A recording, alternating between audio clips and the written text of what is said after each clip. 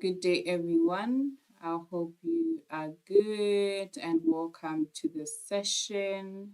I hope you have your pen, your notebook, um, and I think we should just wait for some people to join before we start. So I think we can give them um, 2 minutes and then I will start. So you can be preparing your cup of water, you can be getting your notebook and your pen.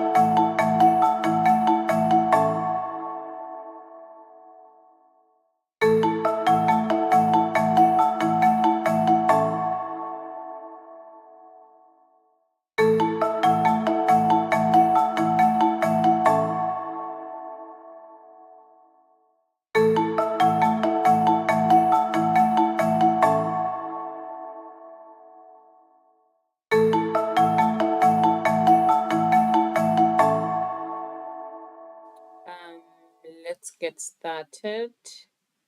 So, Business Studies Paper 1 focuses on two topics, which is business environment and business operations.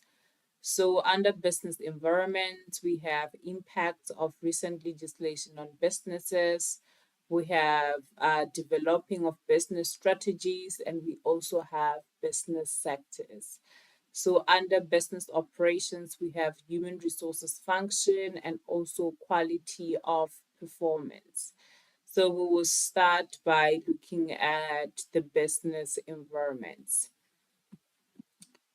So, the business studies question paper, short questions, it's section A and section B. So, in section A, it's going to be a mixture of both business environments and business operations. And section B, you have to choose one topic that you want to write about for 40 marks. You can choose to write about business environment, or you can choose to write about business operations, or you can choose to answer the questions that are based on business environments or business operations. And for question 4, you will have to answer both business environment and business operations. So when it comes to choosing, it means you have to choose the topic that you know better or the topic that you've prepared more on. So we will start by looking at the short questions that are under business environments. Okay. So under business environments, we said that the first topic is the impact of recent legislation on businesses. So that's what we're going to look at right now. So the impact of recent legislations on businesses is basically the acts. That's the simplest way to remember what this is. So you'll be dealing with the acts. So we have 8 acts that we learn about in business studies grade 12, which is the Skills Development Act, the Labor Relations Act, the Employment Equity Act, the Basic Conditions of Employment Act. We also have the Compensation for Occupational Injuries and Diseases Amendment Act. We have the Broad Based Black Economic Empowerment Act. And we also have the National Credit Act and the Customer or the Consumer Protection Act. So, what I'm going to be doing here is I'm going to be showing you or helping you to understand the acts better so that you are able to answer any question that can be asked about any of these acts. So, it shouldn't be a thing where you only know what Skills Development Act is, because they are not going to ask you questions on all these acts. They can choose any act to ask you questions on. So if you only know the Skills Development Act and what it stands for, then that means that if they bring a question about the Broad-Based Black Economic Empowerment Act, it means you won't be able to answer. So what I'm going to be doing here is to help you understand each act by simply making you know what each act stands for so that you can be able to answer any question that is asked under that act. So before we can go into that, I want us to go into the Business Studies Grade 12 May June examination question papers. We're just going to look at 2 of them. The one for 2022 and the 2023 question paper. I want us to do this so that we can see whether it is worth it to study the acts or not. So I want us to see if they ask questions, they ask more questions on the acts or not, so that we move on knowing if it's worth it to study for the act or not. So this is the 2022 question paper for May June examination. So, okay, question 1. Already you can see 1.1.1. It's they're asking you a question based on the acts. Okay, let's look for another one. Okay, let's see if okay, already here there is also a question on the acts and section B. Here they are saying state any 4 provisions of the Basic Conditions of Employment Act. So they are asking about the acts, and they are asking that one should elaborate on the meaning of learnerships. So you learn about learnerships under the acts or under the impact of recent legislations. Okay, you also learn about CETA under the impacts of recent legislations. And also here they're asking a question based on the acts, which is Employment Equity Act. Let's see.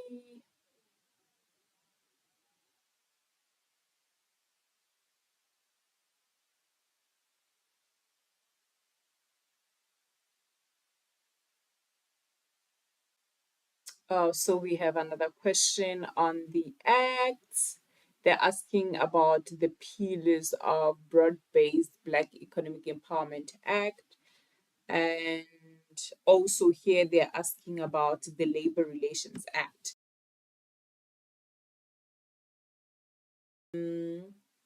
Okay, let's see. This is 2023 May June examination question paper. the first question they are asking about the act. Okay, let's check. Already here there is something, an explanation that has to do with National Credit Act, possibly. And there is learnership, as I mentioned, that it falls under the impact of recent legislations. So you can see here they're asking about the Consumer Protection Act. And let's go. Here they're asking about the Employment Equity Act. Let's see here, they are asking about the Labor Relations Act. So you can see that the acts are everywhere. You can see that the acts are everywhere. So I'm just trying to show you how important it is for you to study the acts. Question 4, they are asking about the Basic Conditions of Employment Act. Let's see. They're asking about CETA, which also falls under the impact of recent legislation on businesses. And yeah, that's section B. So basically, with that, I believe that now you see and you understand the importance of studying the acts. Because let's see, section C here. Let's see what section C is about.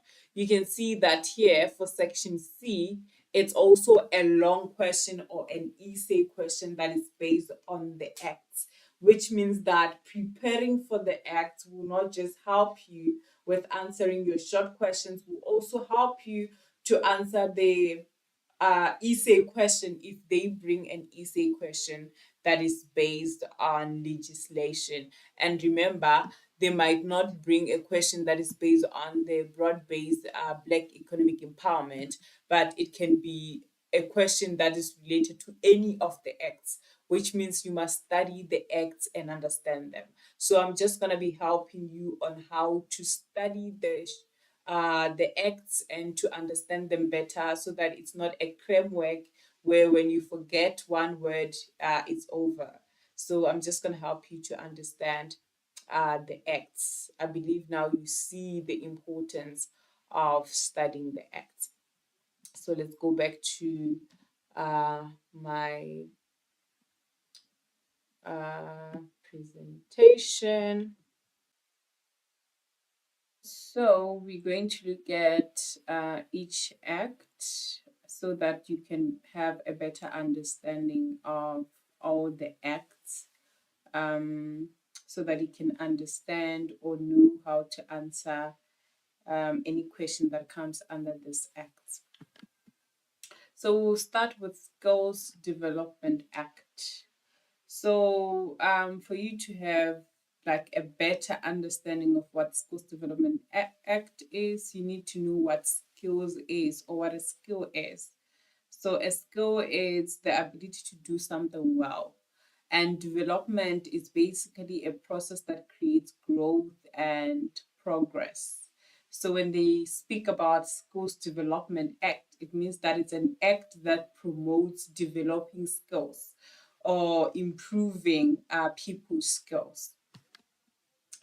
So the purpose of this act is to expand the knowledge and competencies of the labor force. So the labor force is basically workers, the people that work, in order to improve productivity and employment. So this act, for example, provides learnerships or provides for funding of skills and trainings. This can be workshops at the workplace, and it also encourages businesses to improve the skills of new and existing employees. So the Skills Development Act works with CETA, which is Sector Education and Training Authority. So CETA is a vocational skills training organization in South Africa that identifies, outlines, manages, and creates learnerships, internships, and apprenticeships in various business sectors. So here they can ask you to elaborate on what the meaning of learnership is. So learnerships are theoretical and practical training opportunities that lead to a recognized occupational qualification. Moving on to Labor Relations Act. So, the purpose of this act is to establish a framework that promotes fair treatment, protects workers' rights, and encourages collective bargaining.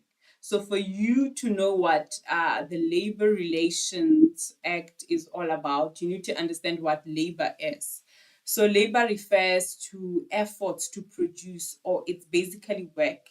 As I said, that the labor force refers to the workers. So this act deals with protecting the rights of everyone in the workplace, advancing economic development, ensuring that there is fair labor practices, there is peace, and there is democracy and social development. So, an example of Labor Relations Act can be ensuring that participation of all parties in the collective bargaining process is ensured so that everybody in the workplace are in peace. This will reduce conflict in the workplace when everybody or the business or the company promotes participation of all the parties in the bargaining process. Example of what the act stands for is that the business cannot dismiss employees unfairly or illegally in the workplace. So if let's say employees decide to strike, the business is not allowed to then fire people because they decided to participate in a legal strike. So now we're going to look at the Employment Equity Act. So the purpose of this act is to achieve equity, which is fairness in the workplace by promoting equal opportunity and fair treatment in employment through elimination of unfair discrimination and implementing affirmative action measures to redress the disadvantages in employment experienced by designated groups in order to ensure equitable representation in all occupational categories and levels in the workplace. So, affirmative action is basically the practice or a policy of favoring individuals who are recognized as people that belong to disadvantaged groups. So, this act promotes equality in the workplace, ensuring that there are different groups or different people that represent different groups in the workplace. So, if in simple terms, we can say that this act or the purpose of this act is to ensure that everyone receives equal opportunity and fair treatment in the workplace. So, this act protects employees from discrimination, and it ensures that equal representation of all population groups of South Africa are represented in workplaces. So we're gonna move on to the next act, which is Basic Conditions of Employment Act. Sorry. So again, to understand what this act stands for, it means you must understand what are the basic conditions of employment. So the basic conditions of employment or the conditions of employment refers to rules, requirements, and policies an employer and an employee agree to abide with during the employee's service to the company. So these are just rules and the requirements that have been agreed upon between the employer and the employee. So, for example, the basic conditions of employment can be the fact that employees are not allowed to work for more than 45 hours per week. And employees, again, are not allowed to work more than uh, 9 hours per day if they are working 5 days a week. So another thing is that if employees are working overtime, they need to agree to that. They don't have to be forced to work overtime. So that is something that they need to agree on. And also, even if they agree to work overtime, an employee is not allowed to work more than 3 hours per day of overtime, and they are also not allowed to work more than 10 hours per week of overtime. So those are some basic conditions that this act stands for or promotes, so that there is fair treatment in the workplace. So the purpose of this act is to prescribe certain minimum conditions of employment which must be applied. So another act is the Compensation for Occupational Injuries and Diseases Amendment Act. So for you to understand what this act stands for, you need to understand what compensation is. So compensation is something which is typically money awarded to someone in recognition of loss, suffering, or injury. And occupation refers to job or profession. So basically, what this means is a compensation or a money that is awarded or given to someone who is a worker or an employee who got injured or who got sick at the workplace, or who got injured or sick during doing the work related activities. So the purpose of this act is to provide a system of no-fault compensation for employees injured or who contract diseases during the course of their employment. So no fault just means that there is no need to prove who was at fault for the accident. Let's say that an employee gets injured in the workplace. So what no fault means is that this person should be compensated regardless of whether they are the one who is at fault, or if it's the other person that caused the accident in the workplace. So basically, it doesn't matter who is the reason behind the person getting injured in the workplace. The fact that the person got injured or got sick at the workplace, they then deserve to receive this compensation according to this act. For example, this applies to all casual or full-time employees who become injured, disabled, or killed due to workplace accident or disease. So now we're going to look at the broad-based Black Economic Empowerment Act, which is an act that stands for Black people or Black economic empowerment. So, economic empowerment is the process of creating opportunities for people to achieve their full potential through education, work, and also financial security. So, basically, this act stands to promote Black people. The purpose of this act is to advance economic transformation and enhance the economic participation of Black people in the South African economy. So, empowerment speaks of giving power, and Black, in this case, it refers to people. So, this is more like the act that gives power to Black people in the economy. So that's how you can remember what this act stands for. Moving on to the next act, which is the National Credit Act. So to understand this, also you need to understand what credit is.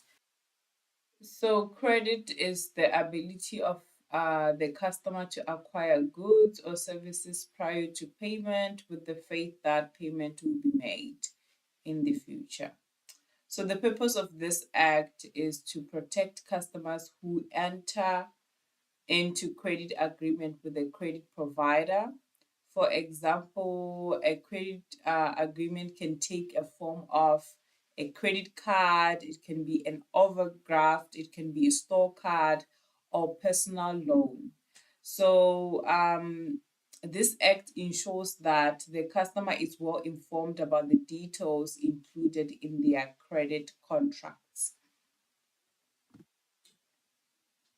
So, credit is an agreement between a lender and a borrower that allows the borrower to obtain funds, goods, or services now and repay them later. Now, the purpose of the Act is to protect customer rights in the credit market. These fundamental rights are the right to a reason for your credit being refused or discontinued in writing, the right to information in plain and understandable language. So the customer has the right to know even the risk that are involved in taking that credit. Moving on to the Customer Protection Act. So this act basically explains itself. It protects customers. So a customer is the person who buys goods or services from a shop or a business. So the purpose of this act is to protect customers from unfair, unreasonable, and improper trade practices. For example, if a business charges um, different or unfair prices to customers for the same goods or services. Let's say you go to your McD to buy Big Mac, and you find that there are certain people who gets to buy Big Mac at a fair price, maybe because of their race or their gender, and then other people then gets to buy the same Big Mac with a different price or a higher price. Then that means that the business is not practicing good trade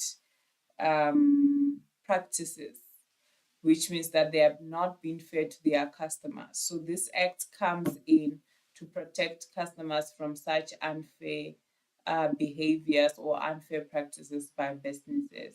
And there are many other purposes of this act, and also the impacts of this act, the positive impacts and also the negative impacts, and also the compliances, that if a business does not comply with this act, what will happen. So now I'm going to show you some questions that you can be asked that are related to the impact of recent legislation on businesses. So these are the questions that you can expect to be asked on your short questions. So when you're studying, you should look into this. I hope you have your notebook, you have your pen where you are writing your notes. So the first question that you can expect to be asked is to explain or to outline the purpose of each act. So they will pick any act they want you to explain or to outline, which means that now you cannot go and study the purpose of um, Employment Equity Act because you don't know. They can ask you to discuss the purpose of the uh, Broad-Based Black Economic Empowerment Act. So it means you must know all the acts so that if they ask you this question, you know that you'll be able to answer if they're asking you about any of the acts. And I believe that you'll be able to answer this since I've already given you an idea on how to understand what each act stand for. They can also ask you to outline, discuss, or recommend the rights of the um, Labor Relations Act on employers and employees, or the rights of customers according to the National Credit Act and the Customer Protection Act.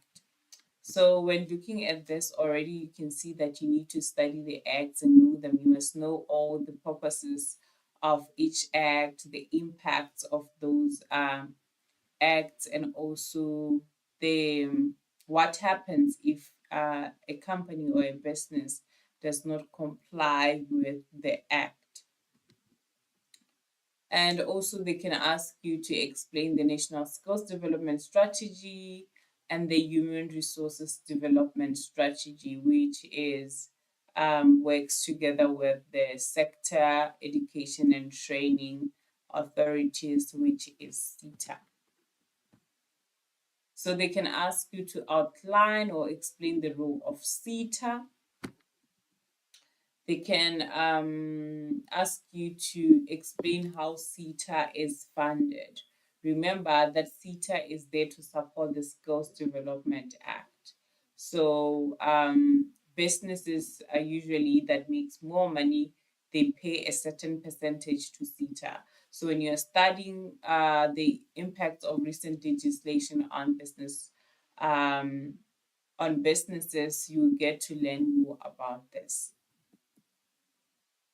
They can also ask you to discuss the impact of each act on businesses. So I believe that you've learned this, you've done this before. This is just more like a revision.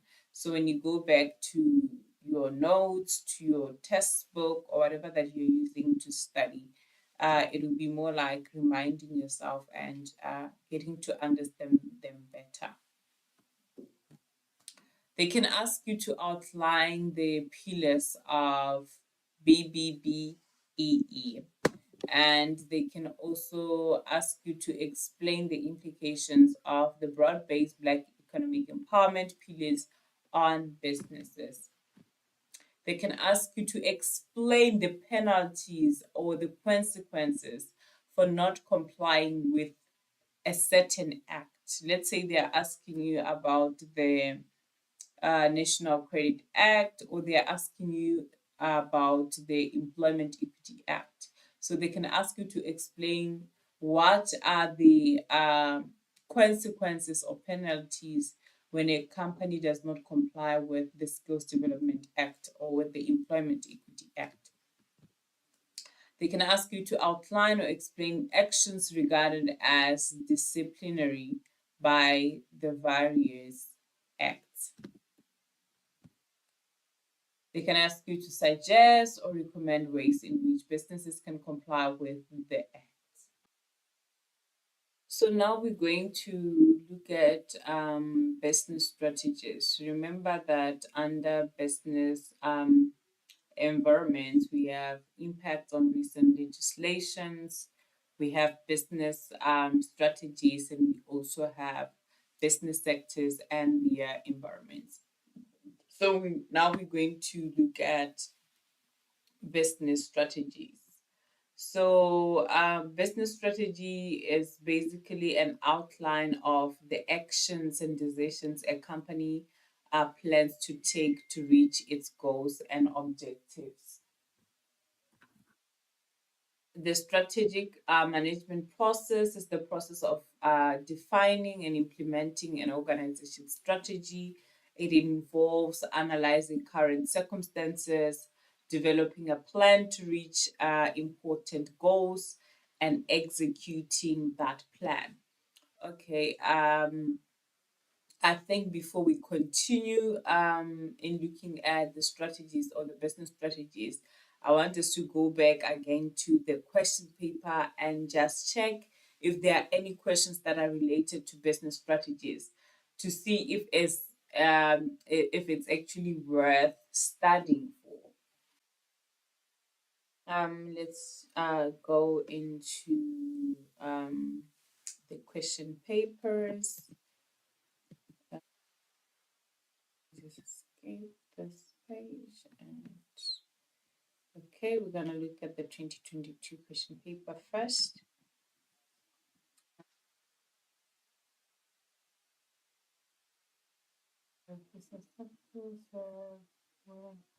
Okay, we have this one. This falls under business strategies, and we have internal and external environment of uh,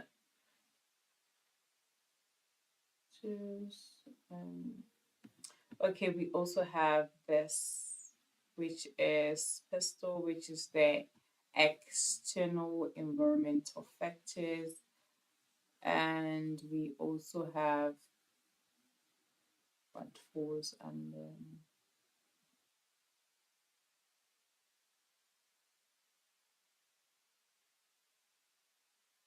Okay, so I want us to look at section B.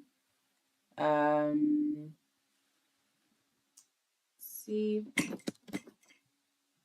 we have this. So this is the political, the economic, the social, the technological, the legal, and also the environmental factor. So this falls under the business strategies. This is what we learn when we're learning about the business strategies. So there's also a question that's related to question one.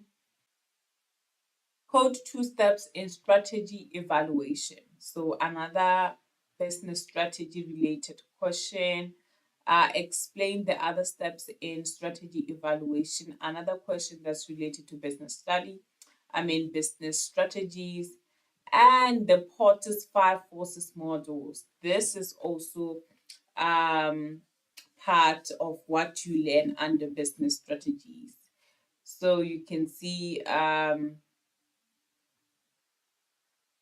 that there are many questions that also falls under business strategies. So this is business operations. We have not yet done business operations. Um, so here it's a mixture of business operations and okay, let's see. Okay, these are business environments, and we have. Okay, you see here, explain any two types of intensive strategies. So you can see that it's also studying the business strategies, it's also important. So the short questions will have a mixture of under business environment. It will have a mixture of the impact of recent legislation on businesses. It will have business strategies, and it will also have some questions that are based on business sectors and their environments. So we can check also the 2023 question paper. Let's just jump to section B and see. You see, outline the advantages of diversification strategies that falls under business strategies and identify the type of integration strategy. That's what you learn under business strategies, and also discuss the steps in strategy evaluation. That also falls the strategies, the forces of Porter's five module, that is business strategies.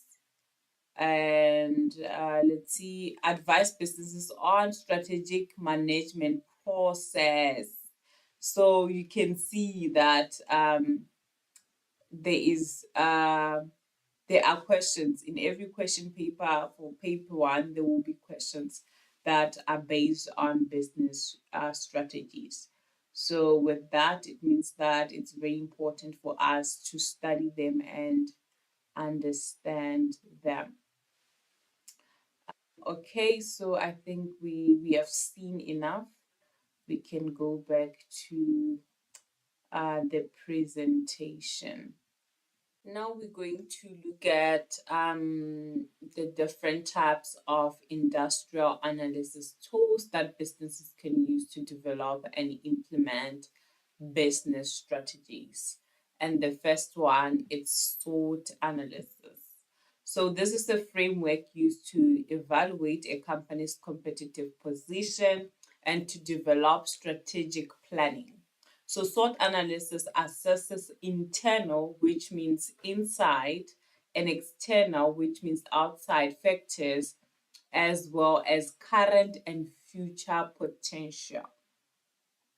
So we have the components of SWOT analysis, which is strength. So strength now falls under the internal factor, which is the strength of the business, which is what the business has or what the business is doing well at. And it also has the weaknesses of the business. The strength and the weaknesses of the business falls under internal factors because it's what what happens within the business, inside the business. And we have the opportunities and also the threats. So the opportunities and the threats, they fall under external factors because this is what happens outside the business. By saying it happens outside the business, it means that the business has no control over these two things, but the business has control over its strengths and weaknesses. I believe you understand this as we move on. So we're going to start by looking at the strength of the business. So some example of strength of the business is um, internal aspects that the business does well. So whatever it is that the business knows that we are good at this, this is our strong point. It is the strength of the business and the success of the business or successful business processes. This include the competitive advantage of the business, the efficient skills or expectancy, the knowledge of human resources, the high quality products and services being provided to customers. So examples of weaknesses can be internal aspects in which the business is not doing well. So this is basically the opposite of the strength of the business. So the resources that the business is lacking, this can be limitations regarding funding. This can be the internal business process that needs improvement. It can be inefficient or weak work ethic or employees arriving late for work. So basically, these are the things that are happening inside the business that are not good, that the business needs to improve on so that they can succeed or do well. For example, it can be employees that are not productive or employees that are not skilled. So those are the weaknesses within the business. So examples of opportunities can be potential trends within the market. It can be identification of gaps within the market, which means now the business has the opportunity to come up with something where there is a gap to fill that gap and actually uh, make an impact or do what its competitors have not done before. This also includes vacant buildings for expansion opportunities. This can include upcoming external events for networking. So these are all positive things that are happening, that can happen, or that the business can take advantage of because they're coming from outside the business. This is not the positives that are already happening in the business. These are positives that the business can take advantage of and be successful in. And then we have the threats now. The threats, it's when we say something, it's threatening. It means that that thing, it poses danger to whatever it is that you are doing. So examples of threats, this can be aggressive competition from competitors. Remember, I said that with opportunities, these are opportunities are the positives that are outside the business, which is something that the business can take advantage of and use it so that they can be successful. So with the threats now, these are weaknesses that are outside the business or the negatives that happen outside the business, unlike the weaknesses of the business, which is something that happens within the business. But with the threats, these are the things that poses danger to the business from outside. So this include competitors. It also include inefficient suppliers delivering poor quality goods. This can be inefficient suppliers delivering inputs late. This includes load shedding on national power shortages. It includes increases in the interest rate. It includes international or world crises such as COVID-19. It can include economic decline in the country. So these are negative things that can happen from outside the business, which can affect the business. And lastly, the last example here, it can be social issues such as crime, poverty, and unemployment. So I want us to look at this scenario so that we can be able to know how to differentiate between the strength, the weaknesses, the threats, and the opportunities. So the scenario says Abram Insurance has high brand visibility within the market. The demand for insurance services has reduced due to the introduction of COVID-19 vaccines. Super insurers that is situated nearby to Abram Insurance has closed down. Sam, the manager, contributes towards an ineffective organizational culture. So now I want us to firstly look at something that is positive, and we are going to analyze, or we are going to decide whether that positive thing falls under strength or it falls under opportunities. So the first sentence says Abram Insurance has a high brand visibility within the market. Is this something that is happening outside the market, or it's something that is happening in or within the company? So this is something that is happening within the company because this is the brand of Abraham Insurers. So which means that this falls under what?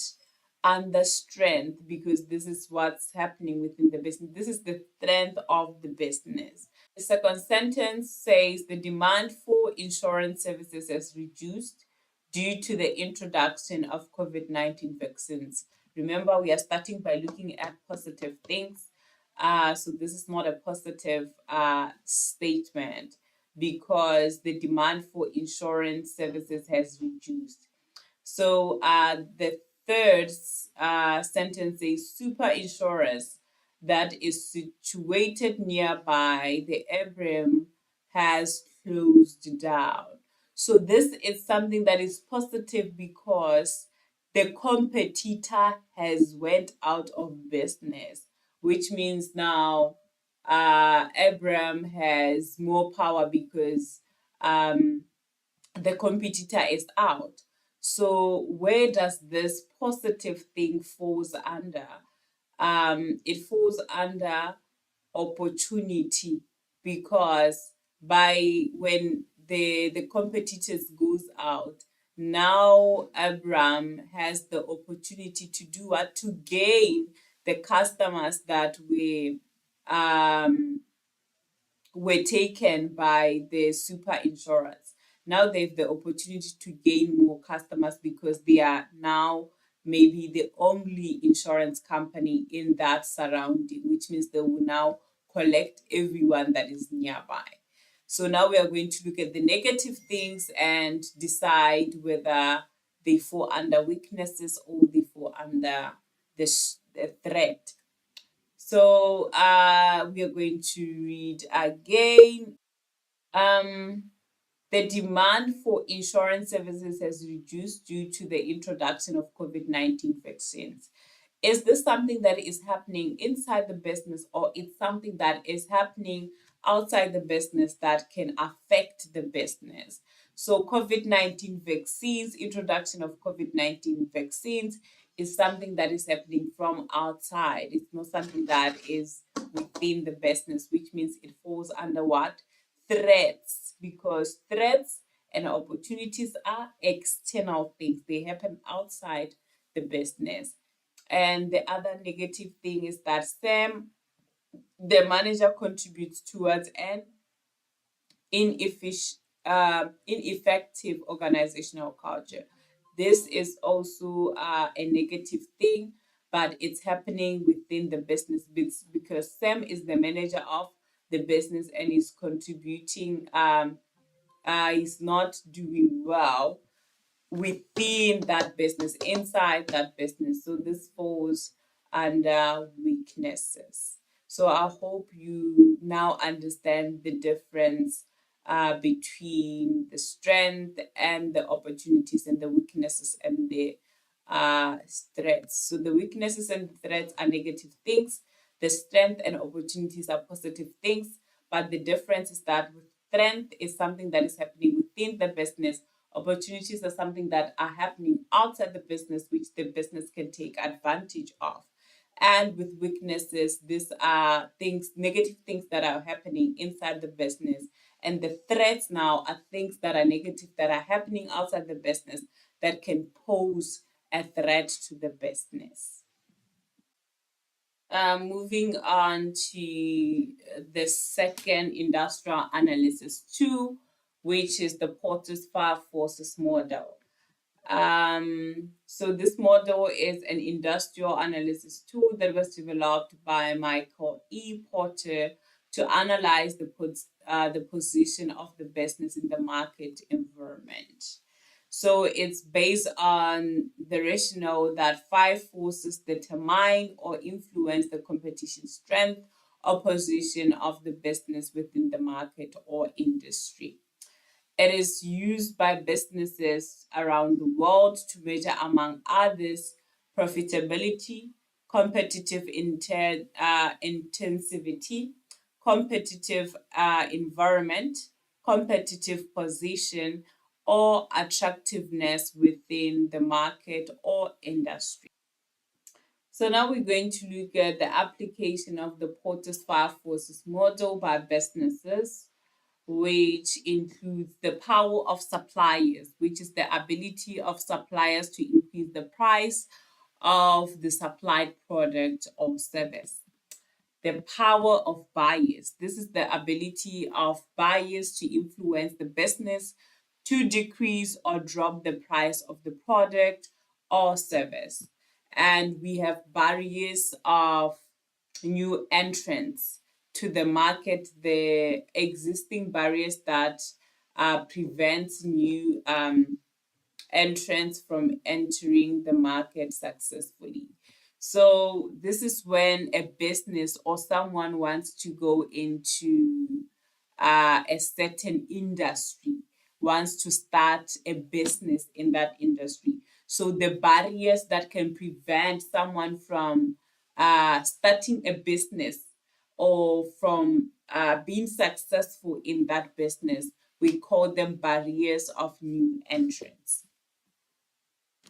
So we have the power of competitors, which is the degree or amount of power of existing or current competitors within the market. And we also have threat of substitution. This is the ease at which the product or service of the business can be replaced by a cheaper or inferior alternative. So you can be asked to discuss any of the five factors or the five forces. So you can decide to discuss the power of suppliers. You can decide to discuss the power of buyers or the power of competitors. So what you must remember about this five forces model is that you are dealing with suppliers, you are dealing with buyers, and you are dealing with competitors. And also this includes barriers to entry and also the threats of substitutes.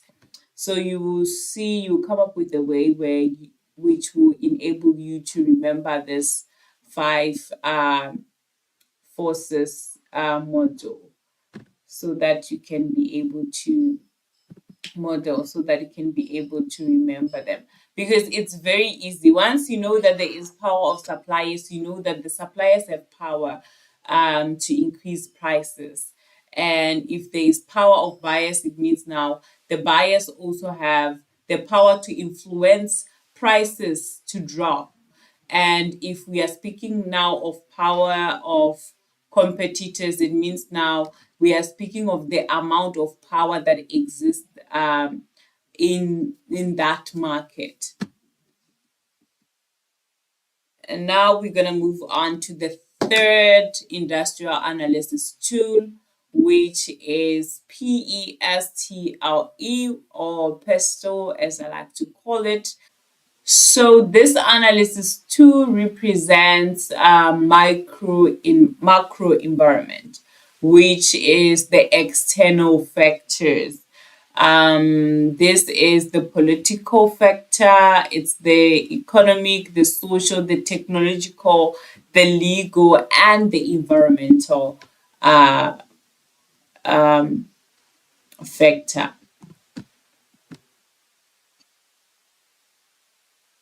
So the P represents political, as I've said, the E represents the economic, the S social, the T technological, the L legal, and the E environmental. So the political refers to the government, which is the influence of the government. And this includes political stability or instability, the foreign trade policy, national competition policy. And we have the economic, which is the factors that have an impact on a business, which are determined by the performance of the economy. This can be economic growth or economic stability, interest rates, inflation rates. This can be prime rates or repo rates. So anything that has to do with the rates, just know that it falls under economic. And we have social factors. So these are the factors that can also influence the business operations, where the business is based, or the customers of the business, whether those people are educated or they are not educated, the income of those people, or the wealth distribution in that environment can affect the business. We have the technological factor. So this is the level of technological innovation, access to new technology, internet, communication infrastructure, anything that has to do with technology. We have the legal, and these are the policies. This can be labor or employment laws. This includes policy and data protection laws. And we also have the environmental, which is the climate change. It can be carbon footprint reduction. It can be environmental sustainability or preservation. So these are all external factors, which we also call, which also falls under macro environment.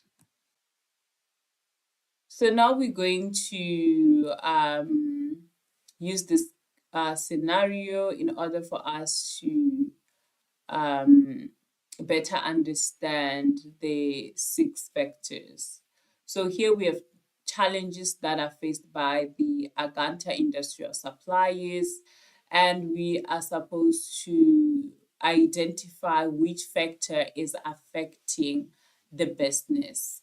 So the first challenge is that the enterprise and supplier development has one of the pillars of the broad-based Black economic empowerment limits the operations of Aganta industrial supplies.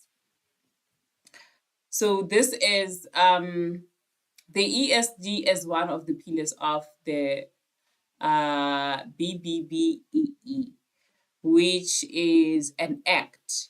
So let's go back to those factors, and we can see that the act falls under legal. Remember, the acts are the laws that companies or businesses has to obey or comply with, which means those are the legal things that businesses needs to comply with. So the act falls under legal. So by knowing that an act it falls under legal already, you know that anything that has to do with act, whether it's the BBE, whether it's the National Credit Act, whether it's the Employment Equity Act, whatever act it is, you know it falls under legal. Okay, so already we have our first challenge and we know that it falls under legal. So the second challenge here is measures to dispose of business waste is expensive. Business waste has to do with um, environmental. It has to do with the environmental sustainability. Um, let's go back. Here we have environmental sustainability, conservation, or preservation. So the waste thing here, it falls under environmental. So our second challenge is this one, and the factor that it falls under is environmental. And then the third challenge is the high inflation rate. And I said that anything that has to do with the rates, whether it's the what's this, the exchange rate, it can be the prime rate or the repo rate, then it falls under what? Economic. So the challenge is the inflation rate, and then now the factor here, it'll be economic. So our challenge number 4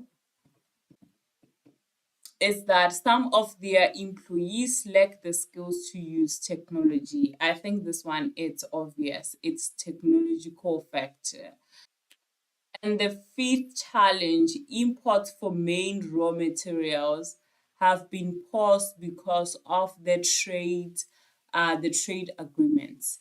Import speaks of buying things from outside of the country into our country. We are importing, we are buying from other countries, which speaks of foreign. And anything that has to do with foreign now involves the government, which is the political.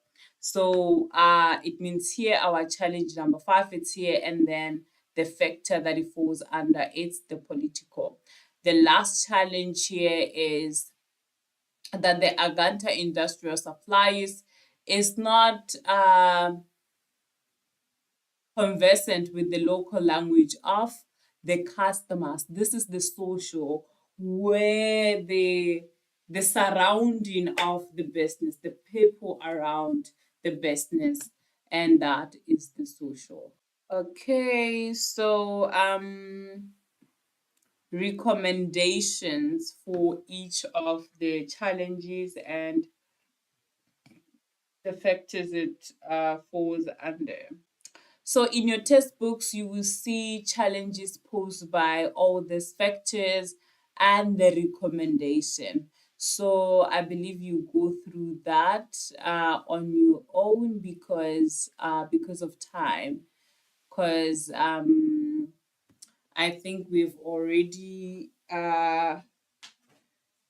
taken a lot of time, and if you have any questions, please do write your questions on the comment section. I'll try to answer your questions yeah, at the end. So let's see. Okay, so I'll try to answer your questions at the end, and I'm also trying to make sure that I go through all the topics that are under business environments. Um, so let's just move on to the next slide. Okay, so here we have different types of business strategies. We have the integration strategies, we have the intensive strategies, we have diversification strategies, and we also have defensive strategies. So to remember what all the strategies are all about, you can just say we have II and DD, which is the intensive and the integration, the defensive and the diversification. So when you are dealing with intensive integration, you can put like in brackets FBH, which will remind you that it's the forward vertical, backward vertical, and the horizontal. And for intensive, you can say MMP. That will remind you that you have the market penetration, market development, product development. And for diversification, you can say CHC. That will remind you. And also for defensive, you can say DRL. So you can do whatever it is that will remind you of the strategies or of these four strategies. Okay, so the integration strategies, which is the forward vertical integration, backward vertical integration, and horizontal integration.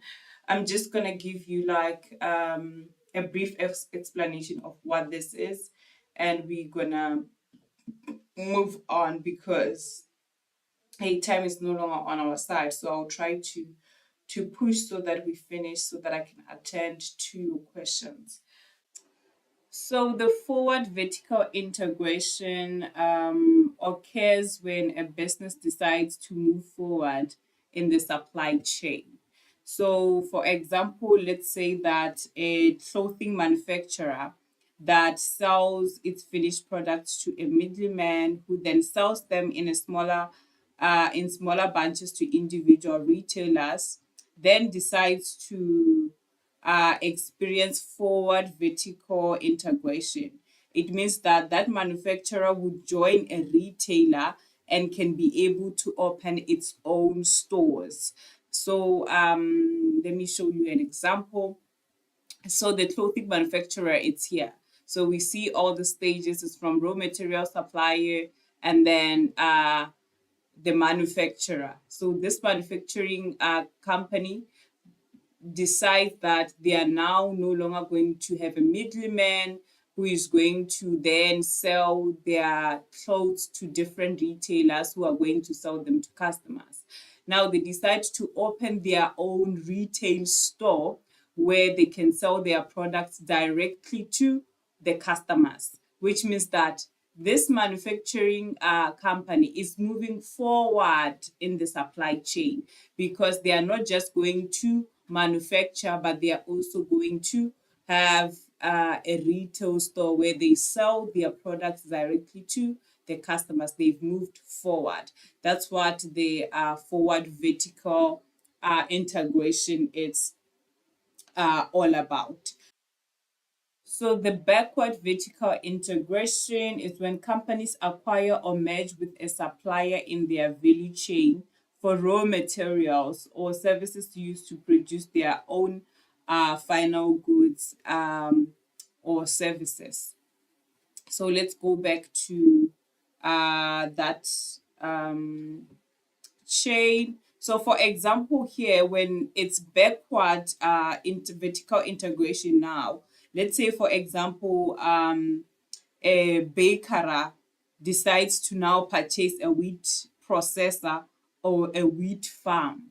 It means now they are no longer going to, they are moving backward, because a baker will be here, right? Where they do their bread and whatever and sell it to customers. So when they decide to now buy a farm, it means they are moving backward to where they are going to get their own raw materials. So that's why it's called the backward vertical integration. They are moving from here, going back. And the horizontal, so horizontal integration, it's when a company acquires or merges with another company in the same industry that is operating at the same level in the value chain. An example of that, of a horizontal company, can be Destiny, Facebook, and Coca-Cola. So these companies merge with their competitors and smaller companies from the same niche to gain a bigger market share.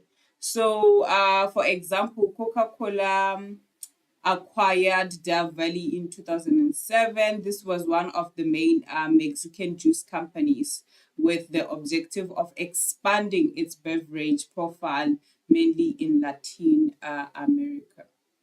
So let's move on to the intensive uh, strategies.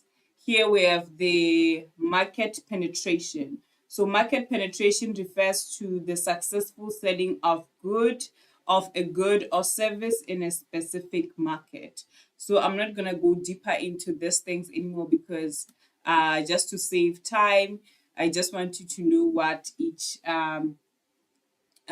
strategy deals with. So we have market development, which is a growth strategy that identifies and develops new market segments for current products. So this involves marketing existing products in new markets. And we have the product development, which is the process of strategizing, brainstorming, planning, building, and releasing a product to the market and then measuring its success. So moving on to diversification strategies, where we have concentric diversification, which involves adding similar products or services to the existing business. For example, when a computer company that primarily produces desktop computers starts manufacturing laptops, it is pursuing a concentric diversification strategy. And we have horizontal diversification. This involves providing new and unrelated products or services to existing customers. For example, a notebook manufacturer that enters the pen market is pursuing a horizontal diversification strategy.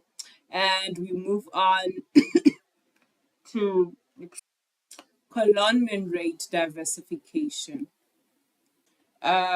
which involves adding new projects or services that are significantly unrelated with no technological or commercial similarities. For example, if a company or a computer company decides to produce notebooks, their company is pursuing a conglomerate rate diversification strategy. Moving on to defensive strategies. So, defensive strategy is defined as a market tool that helps companies to retain valuable customers that can be taken away by competitors. So here we have divestiture, which is the type of retrenchment strategy where you re-examine the asset of your business and company. If the assets aren't serving anymore, then you sell them off. It helps businesses to reduce their expenses. And also here we have the retrenchment strategy. This is also an aggressive strategy where you take a bold decision of reducing businesses' operations and expenses. The retrenchment strategy helps businesses and companies and their defensive strategies or strategy in terms of cutting down the price and offering discounts and incentives to customers. For example, let's say a particular location of the company is closed and no profitability of its users there is no possibility of its usage in the near future. The management finally can decide to sell its assets that don't have any more use. Um, and the last one is liquidation. So, in liquidation, if a part of a business is going to lose or it's going to decline and there is no more pullback, then you can finally decide to sell it off. This is a type of a retrenchment strategy. So, liquidation also helps a business in the defensive strategy, especially when they are cutting down prices. Let's move on. So, under the business strategies, we are going to look at this last thing, which is the strategy evaluation. So, the business must continuously evaluate strategies to change, adapt them according to current demands of the market or industry. Strategy evaluation enables a business to keep or remain abreast with changes in the business environment. This allows a business to evaluate or assess whether the intended strategy is serving its purpose. So these are the steps in the strategy evaluation. The first step is to evaluate or assess the underlying basis of the business strategy. The second step is to look forward and backward into the implementation process. The third step is to compare the expected performance with the actual performance. The fourth step is to measure the business performance in order to determine the reasons for deviations and analyze these reasons. The fifth step is to take corrective action so that deviations may be corrected. And the sixth step is to set specific dates for control and follow up. The seventh step is to draw up a table or list of advantages and disadvantages of a strategy. Step number 8 is to decide on the desired outcomes. And step number 9 is to consider the impact of the strategic implementation in the internal and external environments of the business. So now we're going to look at the final part now. I'll also just rush through this. We have the business sectors and their environments. So we know we have the primary sector, which deals with farming, fishing, forestry, mining, and actually the primary sector, it's where we get all the raw materials. So we have the secondary sector where those raw materials that are found or which are collected in the first sector, which is the primary sector, are then manufactured in the secondary sector. Here, that is where we have the furniture manufacturing, the plastic manufacturing. For example, we get wood from the primary sector, and then when it comes to the secondary sector, it's then turned into tables. So in the secondary sector, we're just reusing the raw materials that are received from primary and making them into the final products. And then we have the tertiary sector, where customers go to receive these services and products. This includes wholesalers or retailers, financial services, insurance services, banking services, entertainment services, hospitality services, transport services, advertising services, warehousing services, maintenance services, legal services, and education services.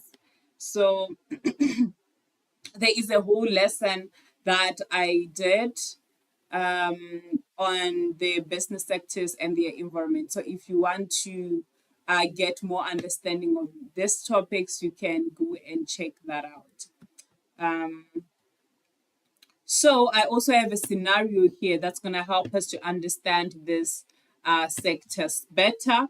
So it's a scenario on Naledi solar distributors. So the scenario says the government has increased the corporate tax rate payable by Naledi solar distributors. The management of the Naledi solar distributors indicated that they might not be able to pay tax because of financial constraints. Customers have decided to buy affordable solar products from another cheap rival, which is a competitor. So we are going to use this table here to find what are the challenges that are faced by the Naledi distributors and which environment does this challenges fall under.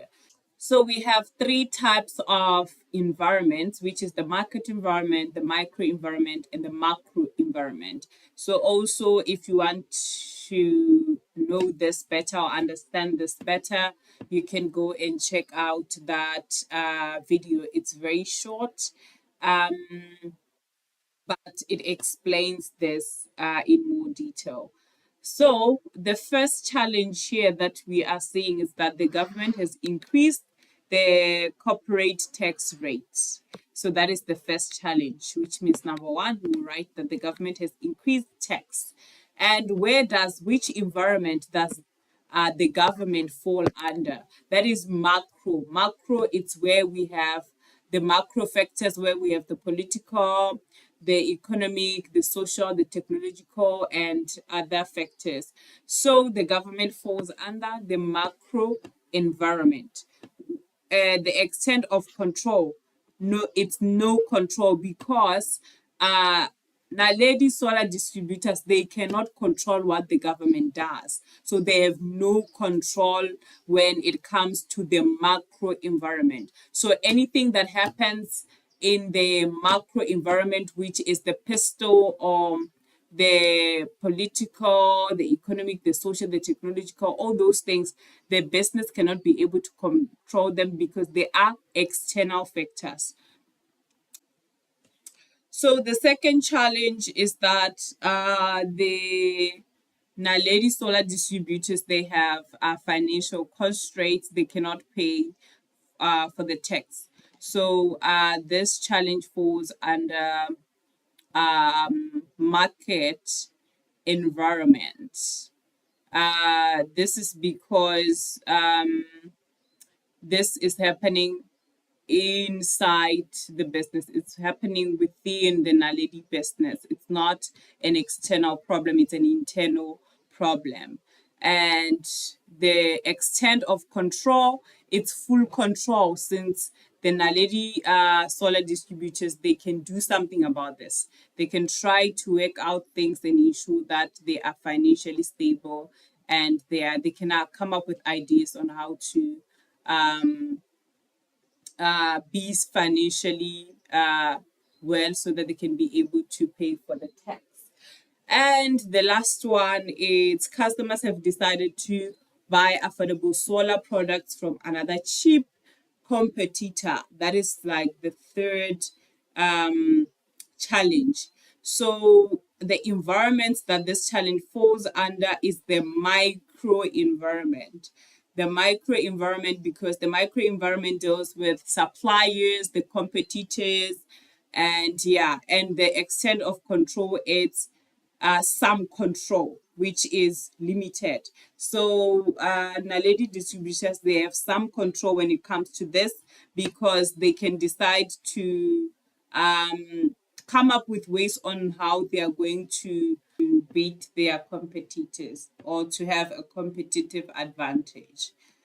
Now I'm going to be answering your questions. So if you have any question, make sure that you write it in the comment section. There is someone who's going to be helping me with these questions on writing them down and noting them down so that I'm able to see which question is the first one so that I can answer you.